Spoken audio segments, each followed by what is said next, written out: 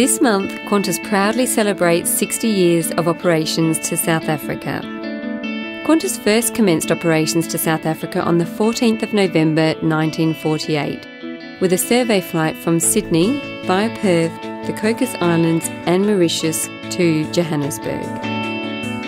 Due to the number of short hops on the journey from Australia to South Africa, the route became affectionately known as the Wallaby Route. The motivation for Qantas to start flights between Australia and South Africa was to provide faster and better communications between the two continents.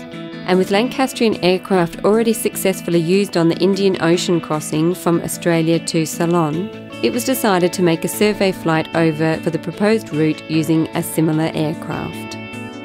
The Lancastrian aircraft was prepared for the flight and left Mascot Aerodrome in Sydney at 11:52 p.m. on the 14th of November 1948 with the flight crew led by Captain Ambrose and Captain Morris. The Constellation Kingsford Smith, flight number EM601034, the Wallaby service to South Africa via Cocos Island and Mauritius, is now ready for departure.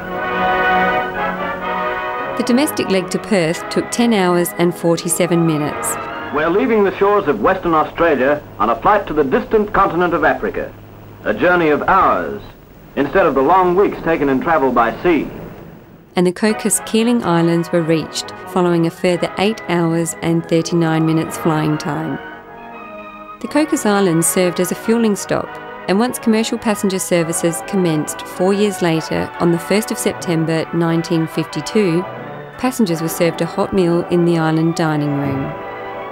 In the event the aircraft needed maintenance on the Cocos Islands, passengers were accommodated in the airline's own single-storey quarters, right beside the beach, which still operates today as a boutique guest lodge.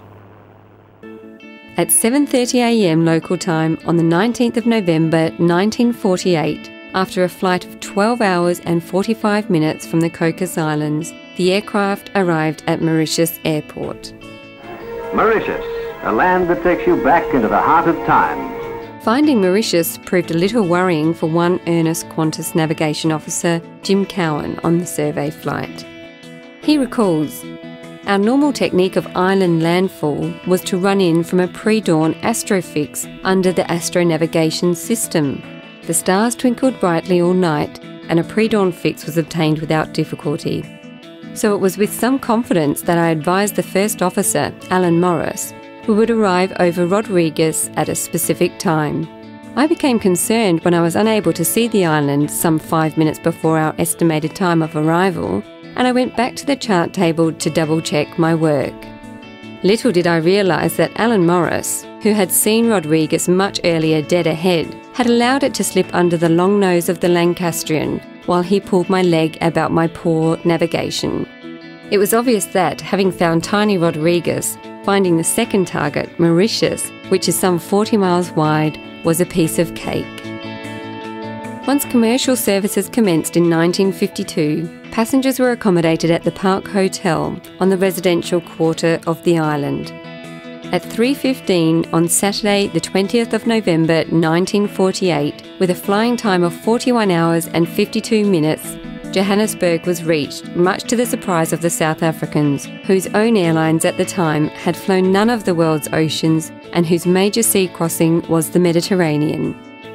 The welcoming committee was headed by the Minister for Transport, Mr Paul Sayer, and included the Australian High Commissioner and a host of media who were mightily impressed. The Australians had over a month before advised that they would arrive at 3:15 p.m. on Saturday the 20th of November, and that the wheels of the old Lancastrian did in fact skid onto the runway in Johannesburg at precisely 3:15 p.m. This was a particularly great achievement, given the Lancastrians in long-range cruise were fairly slow and were significantly affected by headwinds. The media ran banner headlines. The Old Carlton Hotel laid out red carpet, and there was a large banner hanging between the two floors of the hotel building saying, "Welcome Australians." The crew spent a week in South Africa as guests of the Minister for Transport and were very graciously hosted and toasted throughout. On Saturday the 27th of November, the return flight departed South Africa. The return journey included an additional stop at Reunion, an island located in the Indian Ocean southwest of Mauritius. This was required due to the high altitude of Johannesburg at 5,000 feet above water. Due to the air being less dense at this altitude, the piston aircraft could not carry as much weight and needed an additional fuel stop.